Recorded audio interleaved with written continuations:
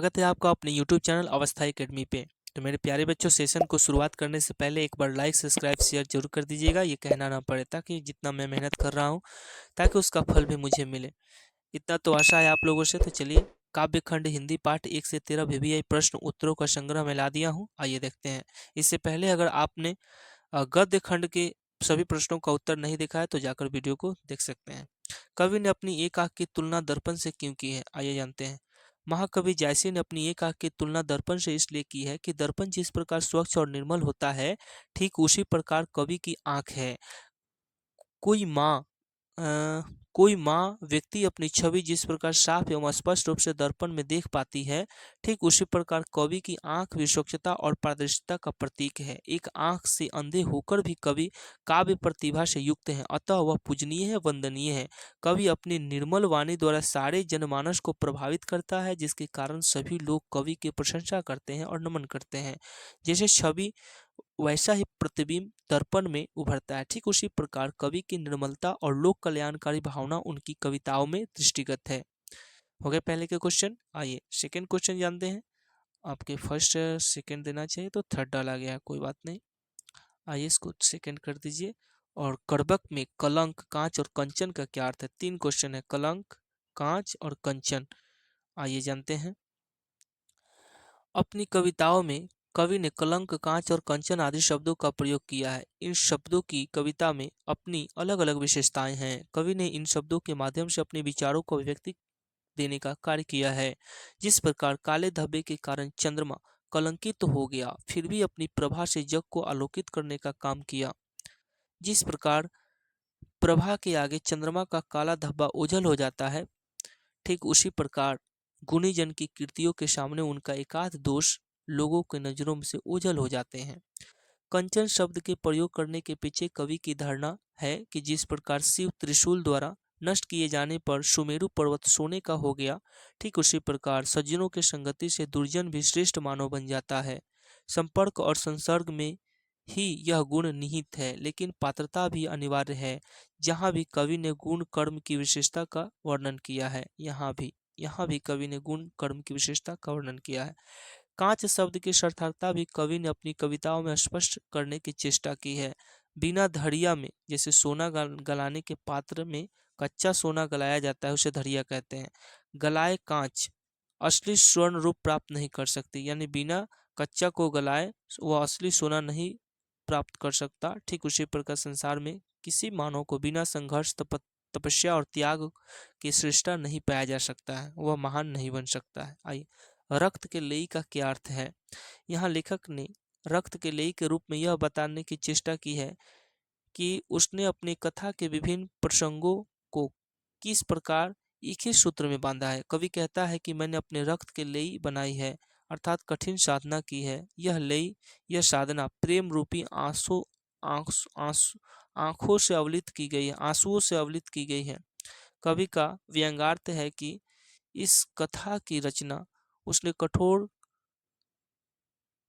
सूफी साधना के फल स्वरूप की है, और फिर इसको उसने प्रेम रूपी आंसुओं से विशिष्ट आध्यात्मिक विरह द्वारा पुष्ट किया है। लौकिक कथा को इस प्रकार अलौकिक साधना और आध्यात्मिक विरह से परिपुष्ट करने का कारण भी जायसी ने अपनी काव्य कृति के द्वारा लोक जगत में अमृत प्राप्ति करने का प्रबल इच्छा बताया है। गाय किस ओर दौड़ पड़ी? भोर हो गई है। दुलार भरे कोमल मधुर स्वर में सोते हुए बालक कृष्ण को भोर होने का संदेह देते हुए जगाया जा रहा है। प्रथम पद में भोर होने के संकेत दिए गए हैं। कमल के फूल खिल उठे हैं, पक्षीगण शोर मचा रहे हैं। गाय अपनी गौशालाओं से अपने अपने बछड़ों की ओर दूध पिलाने हेतु दौड़ पड़ी। अगला है कि कृष्ण खाते समय क्या क्या करते हैं? तो कृष्ण खाते समय नंद बाबा की गोद में बैठकर खाते हैं। वो अपने हाथ से उठा उठाकर खाते हैं। वे अपने हाथ से उठा उठाकर खाने में अधिकतर भोजन धरती पर गिरा देते हैं। फिर वह उन पदार्थों को अपने हाथ से फिर उठाते हैं। उनके सामने अनेक तरह के खाद्य पदार्थ हैं, लेकिन दही उनको सबसे अधिक प्रिय है। वो खुद भी खाते हैं और अपने पिता नंद के मुंह में भी लगा देते हैं। चलिए आगे। कभोक अम्ब अवसर पाई में अम्ब शब्द किनके लिए संबोधित हुआ है? यहाँ अम्ब सीता माता के लिए आया है। इस संबोधन के द्वारा तुलसी राम का ध्यान अपनी ओर दिलाने की चेष्टा सीता माता से कहते हैं, हे माता, कभी अवसर है तो कुछ करुणा की बात छोड़कर श्री राम की मेरी याद दिला देना, इसी से मेरा काम बन जाएगा। एक पुत्र द्वारा जगत जननी माता से जगत कृपालु रामचंद्र जी का ध्यान आकृष्ट करने की बात कही गई है। तो 6 क्वेश्चन हुए। आइए 7वें क्वेश्चन की ओर चलते हैं और 7वां क्वेश्चन क्या कहता है। 7वां क्वेश्चन कहता है कि तुलसीदास सीता से कैसी सहायता मांगते हैं। तुलसीदास माँ सीता से भवसागर पार कराने वाले श्री राम को गुणगान करते हुए भक्ति प्राप्ति की सहायता याचना करते हैं। हे जगत जननी, अपने वचन द्वारा मेरी सहायता कीजिए। अगला है कि तुलसीदास सीधे राम से न कहकर सीता से क्यों कहलवाना चाहते हैं। ऐसा संभवतः तुलसीदास इसलिए चाहते हैं क्योंकि उनको अपनी बातें स्वयं राम के समक्ष रखने का साहस नहीं रहा होगा। वे संकोच का अनुभव कर रहे होंगे। सीता जी सशक्त ढंग से जोर देकर उनकी बातों को भगवान श्री राम के समक्ष रख सकेंगे। ऐसा प्रायः देखा जाता है कि किसी व्यक्ति से उनकी पत्नी के माध्यम से कार्य करवाना अधिक आसान होता है। तुलसीदास ने सीता जी को माँ माना है तथा पूरे रामचरितमानस में उन्होंने माँ अनेकों बार माँ कहकर संबोधित किया। अतः माता सीता द्वारा अपनी बातें राम के समक्ष रखना ही उन्हें श्रेयकर समझा, अच्छा समझा। आगे तुलसी के हृदय में किसका डर है। तो तुलसीदास की दयनीय अवस्था में उनके सगे संबंधियों आदि किसी ने भी उनकी सहायता नहीं की। उनके हृदय में इसका संताप था, जिससे मुक्ति पाने के लिए उन्होंने संतों की शरण में जाना पड़ा और वहां इसका आश्वासन भी मिला कि श्री राम की शरण में जाने से सारे संकट दूर हो जाते हैं। भौतिक अर्थ है संसार के सुख दुख से भयभीत होते हुए और आध्यात्मिक अर्थ है विषय वासना से मुक्ति कब है। कवि की उक्त पंक्तियां द्विअर्थी है क्योंकि कवि ने भौतिक जगत की अनेक व्याधियों से मुक्ति और भगवत भक्ति के लिए समर्पण भाव की ओर ध्यान आकृष्ट किया है। तो तुलसी में इस बात का डर है कि अगर वे राम का नाम न लेकर किसी और का राम नाम लेंगे और वे गुस्सा हो गए तो उन्हें बहुत दुख झेलना पड़ेगा, उन्हें इस बात का डर है। आगे तुलसी को किस वस्तु की भूख है। तो तुलसी को भक्ति रूपी अमृत के समान सुंदर भोजन की भूख है, अर्थात हे प्रभु अपने चरणों में ऐसी भक्ति दे दीजिए कि फिर कोई दूसरी कामना न हरा जाए। इसलिए तुलसीदास को श्री राम नाम की भूख है। कबीर कानी राखी नाही से क्या अर्थ है। तो कबीर दास महान क्रांतिकारी कवि थे। उन्होंने सदैव पाखंड का विरोध किया, भारतीय सदर्शन और वर्णाश्रम की ओर तनिक भी ध्यान नहीं दिया। वर्णाश्रम व्यवस्था का पोषक धर्म था षड दर्शन। भारत के प्रसिद्ध 6 दर्शन हिंदुओं के लिए अनिवार्य थे। इनकी ओर ध्यान आकृष्ट करते हुए कबीर ने षड दर्शन की बुराइयों की तीखी आलोचना की और उनके विचारों की ओर तनिक भी ध्यान नहीं दिया, यानी कानों से सुनकर ग्रहण नहीं किया बल्कि उसके पाखंड की धज्जी धज्जी उड़ा दी। कबीर ने जनमानस को भी षड दर्शन द्वारा पोषित वर्णाश्रम की बुराइयों की ओर सबका ध्यान आकृष्ट किया और उनके विचारों को मानने का प्रबल विरोध किया। शिवाजी की तुलना भूषण ने किन किन से की है। तो शिवाजी की तुलना भूषण ने इंद्र, राम, परशुराम, चीता, सिंह, मृगराज, कृष्ण आदि से की है। छत्रसाल की तलवार कैसी है, आइए जानते हैं छत्रसाल की तलवार कैसी है। प्रस्तुत कविता में महाराज छत्रसाल की तलवार की भयंकर चित्रण हुआ है। उनकी तलवार सूर्य की किरणों के समान प्रखर और प्रचंड है। उनकी तलवार की भयंकरता से शत्रु दल थर्रा उठता है। उनकी तलवार युद्ध भूमि में प्रलयकारी सूर्य की किरणों की तरह मयान से निकलती है। वह विशाल हाथियों के झुंड को क्षण भर में काट काट कर समाप्त कर देती है। हाथियों का झुंड गहन अंधकार की तरह प्रतीत होता है। जिस प्रकार सूर्य किरणों के समक्ष अंधकार साम्राज्य समाप्त हो जाता है, ठीक उसी प्रकार तलवार की तेज धार के आगे अंधकार रूपी हाथियों का समूह में मृत्यु को प्राप्त करता है। छत्रसाल की तलवार ऐसी नागिन की तरह है जो शत्रु के गले को लिपट जाती है और मुंडों की भीड़ लगा देती है। लगता है कि रुद्रदेव को रिझाने के लिए ऐसा कर रही है। महाकवि भूषण छत्रसाल की वीरता धीरता से मुक्त होकर कहते हैं कि बलिष्ठ और विशाल भुजा वाले महाराज छत्रसाल, मैं आपकी तलवार का गुणगान कहाँ तक करूं। आपकी तलवार शत्रु योद्धाओं के कटक जाल को काट काट कर रणचंडी की तरह किलकारी भरती हुए काल को भोजन करती है। ठीक है, चलिए आगे। शिवाजी की तुलना भूषण ने मृगराज से क्यों की है, क्यों की है भाई, देखेंगे। ये हटाइए। कवि ने इंद्र समुद्र की आग, श्री रामचंद्र जी पवन, शिव परशुराम जंगल की आग, शेर सूर्य के प्रखर प्रकाश और कृष्ण से की है। ठीक है, शिवाजी की तुलना, यहाँ तुलना होगा, शिवाजी की तुलना कवि ने इंद्र समुद्र की आग, श्री रामचंद्र जी पवन, शिव परशुराम जंगल की आग, शेर चीता सूर्य के प्रखर प्रकाश और कृष्ण की है। छत्रपति शिवाजी के व्यक्तित्व में उपयुक्त सभी देवता के गुण विराजमान थे।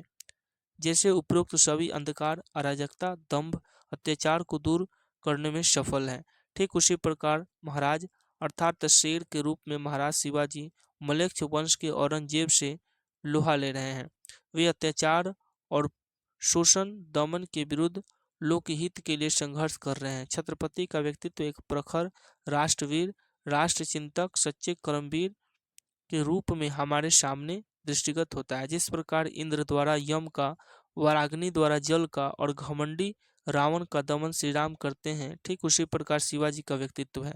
महावीर शिवाजी भूषण कवि के राष्ट्र नायक हैं। इनके व्यक्तित्व के सभी पक्षों को कवि ने अपनी कविताओं में उत्कृष्ट किया है। छत्रपति शिवाजी को उनकी धीरता, वीरता और न्यायोचित सद्गुणों के कारण ही मृगराज के रूप में चित्रित किया गया है। आगे कि हृदय की बात का क्या अर्थ है, आइए जानते हैं हृदय की बात का क्या अर्थ है। घनघोर कोलाहल, अशांति और कलह के बीच हृदय की बात का कार्य मस्तिष्क को शांति पहुंचाना, उसे आराम देना है। मस्तिष्क जब विचारों के कोलाहल से घिर जाता है तो हृदय की बात उसमें आराम देती है। हृदय कोमल भावनाओं का प्रतीक है जो मस्तिष्क को विचारों के कोलाहलों से दूर होता है। ठीक है, अगला क्वेश्चन देखते हैं। चातकी किसके लिए तरसती है? तो चातकी एक पक्षी है जो स्वाति बूंद के लिए तरसती है। चातकी केवल स्वाति का जल ग्रहण करती है। वह सालों भर स्वाति के जल की प्रतीक्षा करती रहती है। जब वह स्वाति की बूंद आकाश से गिरता है तब वह जल ग्रहण करती है। इस कविता में यह उदाहरण साकेतिक है। दुखी व्यक्ति सुख प्राप्ति की आशा में चातकी के समान उम्मीदें बांधे रहते हैं। कवि के अनुसार एक न एक दिन उसके दुखों का अंत होता है। यही है चातकी। चातकी यहाँ दुख से कल्पना की गई। आगे कवित्री का खिलौना क्या है? कवित्री का खिलौना उसका बेटा है। बच्चों को खिलौना प्रिय होता है, वह उनकी सर्वोत्तम प्रिय वस्तु होती है। उसी प्रकार कवित्री के लिए उसका बेटा उसके जीवन का सर्वोत्तम उपहार है, इसलिए वह कवित्री का खिलौना है। अगला, पुत्र के लिए माँ क्या क्या करती है? पुत्र के लिए माँ निजी सुख दुख भूल जाती है। उसे अपनी सुख सुविधा के विषय में सोचने का अवकाश नहीं रहता। वह उसके स्वास्थ्य एवं सुरक्षा का पूरा ध्यान रखती है। बेटा को ठंड न लग जाए अथवा बीमार न पड़ जाए, इसके लिए उसे सदैव गोद में लेकर उसका मनोरंजन करती रहती है। उसे लोरी गीत सुनाकर सुलाती है। उसके लिए मंदिरों में जाकर पूजा अर्चना करती है और अब काफी मन्नतें मांगती है। चलिए अगला क्वेश्चन। कवित्री स्वयं को असहाय और विवश क्यों कहती है? कवित्री असहाय पुत्र की मृत्यु के कारण उसे आगे का सहारा नहीं दिखता है, इसलिए वह अपने आप को असहाय और विवश कहती है। जब उसका पुत्र उसके साथ था तो वह उसे खिलौने की भांति उसी में खोया रहती थी। जिस प्रकार बच्चे माँ अपनी बच्चों का तरह तरह से ध्यान रखती है, कहीं उसे सर्दी न लग जाए, कहीं उसे लू न लग जाए, कभी उसे लोरिया गाकर सुलाती, कभी थपकी देकर, इससे माँ का मन लगा रहता था। परंतु पुत्र के बिछड़ने के साथ ही वह असहाय हो जाती है और केवल उसके वियोग में आंसू बहाने को विवश हो जाती है। अगला क्वेश्चन कि माँ के लिए अपना मन समझाना कब कठिन हो जाता है और क्यों? माँ के लिए अपने मन को समझाना तब कठिन हो जाता है जब वो अपना बेटा खो देती है। बेटा माँ की अमूल्य धरोहर होता है, माँ की आंखों का तारा होता है, माँ का सर्वस्व यदि क्रूर नियति द्वारा उसे छीन लिया जाता है, उसके बेटे की मृत्यु हो जाती है, तो माँ के लिए अपने मन को समझाना कठिन हो जाता है। अगला, पुत्र को छौना कहने से क्या भाव छिपा हुआ है, उसे उदादिष्ट करें। छौना का अर्थ होता है हिरण आदि पशुओं का बच्चा या बच्चा। पुत्र वियोग शीर्षक कविता में कवित्री ने छौना शब्द का प्रयोग अपने बेटा के लिए किया है। हिरण अथवा बाघ का बच्चा बड़ा भोला अथवा सुंदर दिखता है। इसके अतिरिक्त चंचल तथा तेज भी होता है, अतः कवित्री द्वारा अपना बेटा को छौना कहने के पीछे यह विशेष अर्थ हो सकता है। अगला कि प्रातः काल का नभ कैसा था? आइए जानते हैं प्रातः काल का नभ कैसा था। प्रातः काल का नभ बिल्कुल नीले राह के समान स्वच्छ था। उसके नीलिमा के बीच आने वाला उजाला हल्के रूप से झांकता सा नजर आता है।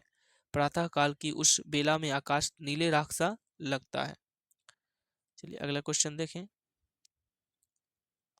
अगला क्वेश्चन है कि उषा अगला क्वेश्चन आपके सामने है कि उषा का जादू कैसा है? ठीक है, आइए जानते हैं उषा का जादू कैसा है। उषा का जादू उषाकालीन नभ की प्राकृतिक सुंदरता है, जिसके लिए कवि ने बहुविध उपमान जैसे नील शंख, राख से लिपे हुए गीला चौका, काली सील जो लाल केसर में धुली हो, लाल खड़िया से लिखी स्लेट के समान आदि प्रस्तुत किया है। सूर्योदय के पहले तक ही आकाश की गोद में उषा का जादू चलता है। उषा का जादू नीले शंख के समान, राख से लिपे हुए नीले चौके के आदि के समान दिखता है। राख से लिपा हुआ चौका के द्वारा कवि ने क्या कहना चाहता है? 24 नंबर क्वेश्चन देखेंगे। सूर्योदय के समय आसमान के वातावरण में नमी दिखाई दे रही है। वह राख से लिपा हुआ चौका सा लग रहा है। इससे उसकी पवित्रता झलक रही है। कवि ने सूर्योदय से पहले आकाश को राख से लिपे चौके के समान इसलिए बताया है ताकि वह उसकी पवित्रता को अभिव्यक्त कर सके। ठीक। अगला क्वेश्चन देखेंगे। लाल केसर और लाल खड़िया चाक किसके लिए प्रयुक्त किया गया है? लाल केसर सूर्योदय के समय आकाश की लालिमा से कवि ने लाल केसर की तुलना की है। हो गया लाल केसर। रात्रि को उन्होंने काली सील से तुलना की है। ठीक है। काली सील को लाल केसर से मलने पर सिलवट साफ हो जाती है। उसी प्रकार सूर्योदय होते ही अंधकार दूर हो जाता है एवं आकाश में लालिमा छा जाता है। लाल खड़िया चाक उषा काल के लिए प्रयुक्त हुआ है। उषा काल में हल्के अंधकार के वातावरण में मन का स्वरूप ऐसा लगता है मानो किसी ने स्लेट पर लाल खड़ी खींच दी हो। चलिए अगला। जनजन का चेहरा एक से कवि का क्या तात्पर्य है, अथवा जनजन चेहरा कविता का भावार्थ स्पष्ट करें। आइए जानते हैं। जनजन का चेहरा एक अपने में एक विशिष्ट एवं व्यापक अर्थ समेटे हुए है। कवि पीड़ित संघर्षशील जनता की एक रूपता तथा समान चिंतनशीलता का वर्णन कर रहा है। कवि की संवेदना विश्व के तमाम देशों में संघर्षरत जनता के प्रति मुखरित हो गई है, जो अपने मानवोचित अधिकारों के लिए कार्यरत है। एशिया, यूरोप, अमेरिका अथवा कोई भी अन्य महादेश या प्रदेश में निवास करने वाले समस्त प्राणियों का शोषण तथा उत्पीड़न के प्रतिकार का स्वरूप एक जैसा है। उनमें एक अदृश्य एवं अप्रत्यक्ष एकता है। उनकी भाषा, संस्कृति एवं जीवन शैली भिन्न हो सकती है, किंतु उन सभी के चेहरे में कोई अंतर नहीं दिखता। अर्थात उनके चेहरे पर हर्ष एवं विषाद, आशा तथा निराशा की प्रतिक्रिया एक जैसी होती है। समस्याओं से जूझने का स्वरूप एवं पद्धति भी समान है। कहने का तात्पर्य यह है कि जनता दुनिया के समस्त देशों में संघर्ष कर रही है, अथवा इस प्रकार कहा जाए कि विश्व के समस्त देश, प्रांत तथा नगर, सभी स्थान के जन प्रत्येक व्यक्ति के चेहरे समान हैं। उनकी मुखाकृति में किसी प्रकार की भिन्नता नहीं है। आज से स्पष्ट है कि विश्व बंधुत्व एवं उत्पीड़ित जनता को सतत संघर्षरत है। उसी को पीड़ा का वर्णन कवि ने इस पाठ में किया है। अगला है कि क्वेश्चन, बंधी हुई मुट्ठियों का क्या लक्ष्य है?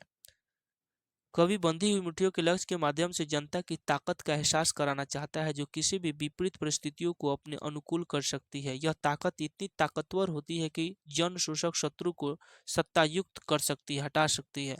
मुट्ठियों की ताकत सामान्य जनता की ताकत है। यदि इस ताकत के साथ कोई खिलवाड़ करे तो उनकी मिट्टी पलद हो जाती है, चाहे वह कितना भी बड़ा जन शोषक क्यों न हो।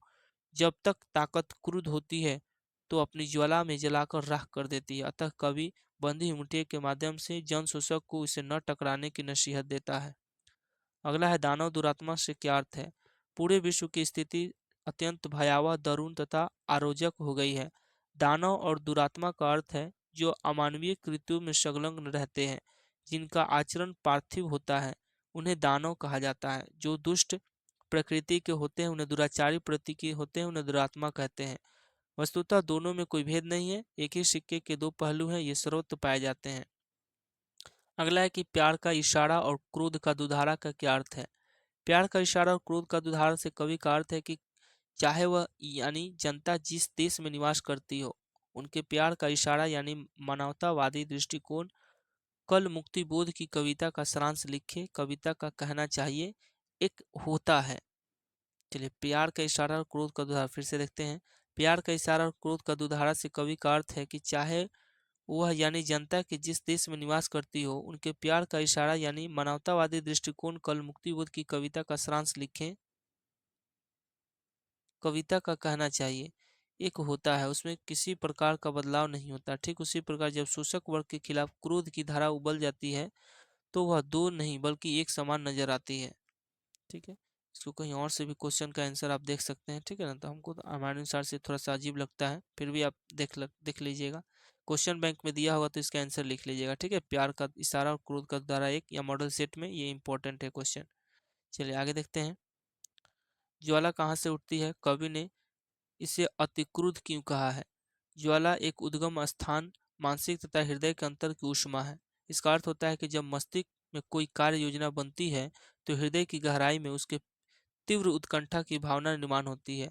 तब वह एक प्रज्वलित ज्वाला का रूप धारण कर लेती है। अतिक्रुद्ध का अर्थ है अत्यंत कुपित मुद्रा में। आक्रोश की अभिव्यक्ति कुछ इसी प्रकार होती है। अत्याचार, शोषण आदि के विरुद्ध संघर्ष का आह्वान हृदय की अतिक्रुद्ध ज्वाला की मन की स्थिति होता है। अगला क्वेश्चन है कि नदियों की वेदना का क्या कारण है? नदियों नदियों की वेगवती धारा में जिंदगी की धारा के बहाव कवि के अंतःमन की वेदना को प्रतिबिंबित करता है। कवि को उनके कलकल करते प्रवाह में वेदना की अनुभूति होती है। गंगा, इरावती, अधिकारों की वेदना के गीत कवि होती है। कवि गंगा, इरावती, नील, अमेजन नदियों की धारा मानव मन की वेदना को प्रकट करती है, जो अपने मानवीय अधिकारों के लिए संघर्षरत है। जनता की पीड़ा तथा संघर्ष को जनता से जोड़ते हुए बहती हुई नदियों की वेदना के गीत कवि को सुनाई पड़ते हैं। चलिए, जिस प्रकार बहती हुई नदियों की कलकल की आवाज सुनाई देती है, उसी प्रकार जो संघर्षरत जनता है उसकी भी दुख कवि को गंगा की भांति, नदियों की वेदना की भांति सुनाई देती है। अगला, हरचरना कौन है? हरचरना अधिनायक शीर्षक कविता में एक आम आदमी का प्रतिनिधित्व करता है। वह एक स्कूल जाने वाला बदहाल गरीब लड़का है। राष्ट्रीय त्योहारों के दिन झंडा फहराए जाने के जलसे में राष्ट्रगान गाता है और वह एक फटा सुथन्ना कपड़ा पहने खड़ा हुआ है। अगला, अधिनायक कौन है और उसकी क्या पहचान है? लोकतांत्रिक व्यवस्था में सत्ताधारी वर्ग अधिनायक के रूप में है। उनकी राजसी ठाठ बाट, भड़कीले रोक धोप की ही उसकी पहचान है। हरचरना अधिनायक के गुण क्यों गाता है? इसके डर का क्या कारण है? सत्ता प्रतिष्ठान के शोषक के कई रूप है, इसी डर से वह अधिनायक का गुण गाता है। और शोषण के कई रूप, पूरी तंत्र व्यवस्था ही शोषण में लगी हुई है, यही हरचरना के डर का कारण है। बिटिया कहाँ कहाँ लोहा पहचान पाती है? तो बिटिया की समझ में चिमटा, कलछुल, कढ़ाई, सरसी, दरवाजे की सांकल, कब्जा, पेंच तथा सिटकिनी आदि में लोहा है। इसके अतिरिक्त सेफ्टी पिन, साइकिल तथा अड़गन्नी के तार में भी वह लोहा पहचान पाती है। अगला, कि नागरिक क्यों व्यवस्था है, उसकी क्या व्यवस्था जायज है? तो नागरिक विजय पर्व मनाने में व्यस्त है, उसकी व्यवस्था जायज नहीं है, क्योंकि उन्हें यह पता ही नहीं है कि विजय किसकी हुई है, सेना की या शासक की या नागरिकों की। बिना जाने विजय पर्व मनाना अपनी क्षमता के क्षरण का कारण है। उत्सव कौन और क्यों मना रहे हैं? तटस्थ प्रजा उत्सव मना रही है। ऐसा राज्य देश है। प्रजा अंधानुकरण और गैर जवाबदेही का शिकार है। सड़कों को क्यों सींचा जा रहा है? आइए जानते हैं। सड़कों को इसलिए सींचा जा रहा है कि राजा अपने छत्र चवड़ के साथ गाजे बाजे के साथ आ रहे हैं, कहीं धूल न उड़े, इसलिए सड़कों को सींचा जा रहा है। पंच परमेश्वर के खो जाने को लेकर कवि चिंतित क्यों है? पंच परमेश्वर का अर्थ है पंच परमेश्वर का रूप होता है। वस्तुतः पंच के पद पर विराजमान व्यक्ति अपने दायित्व निर्वाह के प्रति पूर्ण सचेष्ट एवं सतर्क रहता है। वह निष्पक्ष न्याय करता है। उस पर संबंधित व्यक्तियों की पूर्ण आस्था रहती है तथा उसका निर्णय देवता के वाक्य के समान होता है। कवि यह देखकर खिन्न है, दुखी है कि आधुनिक पंचायती राज व्यवस्था में पंच व्यवस्था की सार्थकता विलुप्त हो गई है। एक प्रकार से अन्याय और अनैतिकता ने व्यवस्था को निष्क्रिय कर दिया है, पंगु बना दिया है। पंच परमेश्वर शब्द अपनी सार्थकता खो चुका है। कवि उपयुक्त कारणों से ही चिंतित है। चलिए अगला देख लेते हैं क्वेश्चन।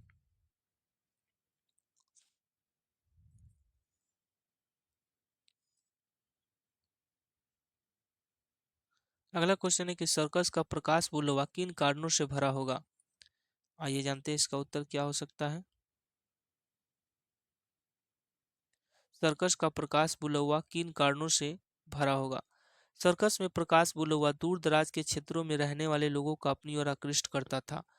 उसकी तीव्र प्रकाश तरंगों से लोगों को सर्कस के आने की सूचना प्राप्त हो जाया करती थी। यह प्रकाश बुलौवा एक प्रकार से दर्शकों को सर्कस में आने का निमंत्रण होता था। इस प्रकार उस क्षेत्र के निवासियों को अच्छी खासी रकम आसानी से सर्कस कंपनी वाले प्राप्त कर लेते थे। यह सिलसिला एक लंबे अरसे से चला आ रहा था। अचानक यह बंद हो गया। अब सर्कस का प्रकाश बुलौवा लुप्त हो गया है, कहीं गुमनामी में खो गया है। ग्रामीणों की जेब खाली कराने की उसकी रणनीति भी उसके साथ ही विदा हो गई है। प्रकाश बुलुआ का गायब होना भी रहस्यमय है। संभवतः सरकार को उसकी यह नियत नीति पसंद नहीं आई तथा इसी कारण अपने शासन देश में प्रकाश बुलुआ पर प्रतिबंध लगा दिया गया।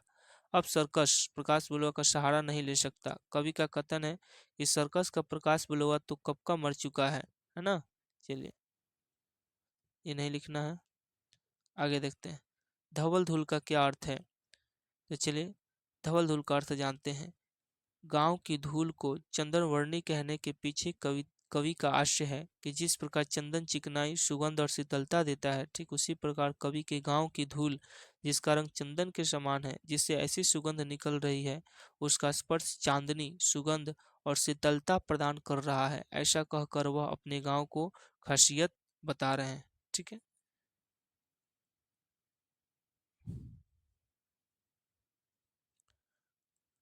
आइए, कुछ कविता का भावार्थ इंपॉर्टेंट है जो 5 नंबर के लिए मैं पूछता है, जानते हैं। प्यारे नन्हे बेटे कविता का भावार्थ क्या है? तो विनोद कुमार शुक्ल समकालीन काव्य चेतना के कवि हैं। उनके काव्य में गहरी अनुभूति झलकती है। प्रस्तुत कविता प्यारे नन्हे बेटे को वार्तालाप शैली में लिखी कविता है। यहाँ लोहा कर्मठता का साधन और प्रतीक है। यह हर जगह है, उसके बिना जीवन अधूरा है। यह चिमटा, करछुल, सिगरी, कब्जा संकल में है। उस अरगन्नी में भी वही है जहाँ कपड़े सूख रहे हैं। कवि याद करता है कि यह लोहा फावड़ा, कुदाली, टंगिया, खुरपी में है, जिसके माध्यम से कृषि कार्य होता है। मजदूर उसका उपयोग करता है। यह हर स्थान पर है, बाल्टी में, हंसिया में, भिलाई में, अर्थात जो व्यक्ति मेहनत करता है वह भी लोहा है, और वह स्त्री जो दबी हुई है, सताई गई है, वह भी लोहा है। वास्तव में समाज का मजदूर वर्ग भी लोहा है, जिसका लौह युक्त पौरुष निर्माण करता है, पर वह शोषित है। यह लोहा गृहस्थी व कार्य क्षेत्रों दोनों में व्याप्त है। यह भले ही ठोस है, पर हमारे जीवन में यह घुला मिला है, पूरी तरह व्याप्त है, फैला हुआ है। ये भी पूछता है, इंपॉर्टेंट है। आइए जानते हैं। पुत्र वियोग कविता का भावार्थ भी पूछता है। सुभद्रा कुमारी चौहान मूलतः राष्ट्रीय सांस्कृतिक धारा की कवित्री हैं, परंतु सामाजिकता पर ध्यान गया है उनका। कवित्री इस कविता में एक माँ की पुत्र का समय मृत्यु होने पर उनकी स्थिति क्या हो सकती है, उसी का चित्रण किया है। इस कविता में कवित्री कहती हैं कि आज पूरा विश्व संसार हंस रहा है, सभी और खुशी की लहर है, परंतु इस विश्व में सिर्फ एक मैं ही दुखी हूँ, जो मेरा खिलौना खो गया है। खिलौना यहाँ पुत्र के प्रतीक के रूप में आया है। एक बच्चे के लिए सबसे प्यारी वस्तु उसका खिलौना होता है। यदि उसका खिलौना ही खो जाता है तो वह दुखी हो जाता है, परंतु जैसे ही मिलता है खुशी का ठिकाना न रहता है। उसी प्रकार एक माँ के लिए पुत्र खिलौने की भांति होता है। माँ जिधर से आती है बच्चे को पुचकारती है, उसे खिलाती है। बच्चा उसकी जिंदगी का अहम हिस्सा हो जाता है। वह एक पल भी उसके बिना नहीं रह पाती। माँ अपने पुत्र को कहीं जाने नहीं देती, इसके लिए वह कहीं सर्दी न लग जाए, अतः आंचल की ओट में वह अपने को गोद से कभी नहीं उतारती। पुत्र जैसे ही माँ पुकारा कि माँ काम छोड़ते हुए दौड़ी चली आई।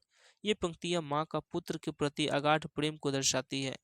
यही नहीं, बच्चा जब नहीं सोता तब उसके थपकी दे देकर उसे लोरी सुनाकर सुलाती है। अपने पुत्र के मुख पर मलिनता देखकर रात भर जाग कर बिताती है। ये पुत्र कविता का भावार्थ। अगला है कि गांव घर के कविता का भावार्थ लिखें। यह भी इंपॉर्टेंट है, पूछता है। गांव का घर ज्ञानेंद्र पति समकालीन कवि हैं। वे नव पूंजीवाद और आर्थिक उदारवादी के कारण ग्रामीण संस्कृति में जो बहुआयामी बदलाव आया है, उस संस्कृति को नष्ट होता हुआ देख दुखी होते हैं। उन्होंने जो बचपन के दिन गुजारे वह स्मृतियों में ही बीत जाता है, इसलिए वे गांव का घर याद करते हैं। कभी घर के अंतःपुर की चौखट याद करता है। वह देखता है कि घर के चौखट से पार होकर जैसे ही बाहर निकलता है तो बदलाव देखकर क्षुब्धता हो जाता है। वह तरह तरह की उपमाओं द्वारा कहता है कि जिस घर के भीतर खास खास कर आना पड़ता था, अर्थात घर, नई कन्याओं के आने पर बुजुर्ग लोग घर में प्रवेश करने से पहले खांसते हैं, खड़ाऊ खटकाते हैं या उठ कर पुकारते हैं, यह सब नई संस्कृति के प्रभाव से नष्ट हो रहा है। कभी अपनी इस परंपरा को खोना नहीं चाहता है, इसलिए गांव का घर बराबर उसके स्मृतियों में आते हैं। उस गांव में जब भी कोई लड़ाई झगड़ा होती थी तो लोग पंच परमेश्वर बनाकर उसका निदान करते थे, परंतु अब अदालतों का चक्कर काटना पड़ता है। यदि नहीं, अब लालटेन का प्रकाश नहीं दिखता बल्कि बिजली आ गई है। बेटे के विवाह के दहेज में टीवी मांगने लगे हैं। अब लोकगीतों की धुन कम सुनाई पड़ती है, उसकी जगह मदमम ऑर्केस्ट्रा ने ले ली है। उस लोक संस्कृति में कहाँ होड़ी, चैता, बिरहा, अल्लाह गूंजते थे, अब वह लोकगीत के समान लगता है। पहले सर्कस दिखाए जाते थे, अब वह मानो कहीं खो गया है। गांव की संस्कृति वैसी प्रतीत होती जैसे हाथी का गजदंत नहीं हो। हाथी का सौंदर्य उसके दांत होते हैं, दांत के बिछुड़ने पर वह दंतविहीन हो जाता है। उसी प्रकार गांव का सौंदर्य उसकी लोक संस्कृति है, वह उन्हीं गजदंतों के समान टूट गया। कवि शहर की चकाचौंध में देखता है कि लोग बीमारी के कारण अस्पतालों और लड़ाई झगड़े के कारण अदालतों के चक्कर काट रहे हैं। गांव के घर की रीढ़ उनकी कांप उठती है, अर्थात ग्रामीण संस्कृति को चोट पहुंचती है। यह भी इम्पोर्टेंट है। चलिए आगे देखते हैं। तुलसीदास का परिचय अपने जीवन में दे। एक कवि लेखक परिचय क्वेश्चन पूछता है। तो आइए जानते हैं कवि का नाम तुलसीदास, जन्म 1543, निधन 1623, जन्म स्थान राजा बांदापुर उत्तर प्रदेश। मूल नाम इनका राम बोला था, माता का नाम हुलसी और पिता का नाम आत्माराम दुबे। दीक्षा गुरु इनके नरहरिदास थे, सुकरेत के वासी थे और गुरु ने विद्या आरंभ करवाया था। शिक्षा गुरु थे शेष सनातन जो काशी के विद्वान थे। शिक्षा चारों वेद इनको मिला था तुलसीदास को। षड दर्शन भी किए, इतिहास भी जाने, पुराण स्मृतियां काव्य आदि की शिक्षा काशी में 15 वर्षों तक रहकर इन्होंने प्राप्त किया। अस्थायी निवास इनका बाद में चलकर काशी में हो गया। इनकी कौन कौन सी पुस्तक है? तो रामलला नहछु, वैराग्य संपीदनी, भैरवी रामायण, पार्वती मंगल, जानकी मंगल, राम अज्ञा प्रश्न, दोहावली, कवितावली, गीतावली, श्री कृष्ण गीतावली, विनय पत्रिका, रामचरितमानस। गोस्वामी तुलसीदास हिंदी के मध्यकालीन उत्तर भारत भक्ति काव्य की शगुन भक्ति धारा की राम भक्ति शाखा के प्रधान कवि हैं। ठीक है, चलिए लास्ट क्वेश्चन यहाँ पे रहा आपका। हार जीत कविता का सारांश भी पूछता है। तो यह एक गद्यशील कविता है जिसमें सामान्य तथ्यों को सामान्य शिल्प के साथ उतारा गया है। जनता को यह बताया गया है कि उसकी सेना विजय होकर लौट रही है, किस पर विजय पाई है, कहाँ युद्ध हुआ है, यह युद्ध क्यों हुआ है, कितनी सेना गई थी, कितनी लौट रही है, यह सब कुछ किसी को पता नहीं, पर वे उत्सव मना रहे हैं। यह विजय किसकी है? सेना की, शासक की, जनता की? कोई कुछ नहीं पूछता। वहाँ एक बूढ़ा मशक वाला है जो सड़कों पर छिड़काव लगा रहा है, शासकों पर धूल न पड़े। वह कहता है एक बार फिर हार हो गई, गाजा बाजे के साथ जीत नहीं हार लौट रही है, पर उसकी ओर किसी का ध्यान नहीं जाता। यहाँ यह ध्वनि है, युद्ध हार जीत नहीं होती पर विनाश अवश्य होता है। यहाँ वह ध्वनि है कि युद्ध हार जीत नहीं होती, विनाश होता है। जनता को काम में लगा दिया जाता है ताकि वह कुछ सोच न सके। तो इस प्रकार मैंने सारे क्वेश्चन मैंने करा दिया। माय डियर, आप मेरे चैनल पवन पारस सर है ना, अवस्था एकेडमी को सब्सक्राइब कर शेयर भी करें और हमारे साथ इंस्टाग्राम अवस्था एकेडमी नाम से इंस्टाग्राम पर भी जुड़ सकते हैं। चलिए, तो इस प्रकार मैंने आपको क्वेश्चन करा दिया। आशा करते हैं वीडियो पसंद आई होगी। मिलते हैं नेक्स्ट वीडियो में। जय हिंद।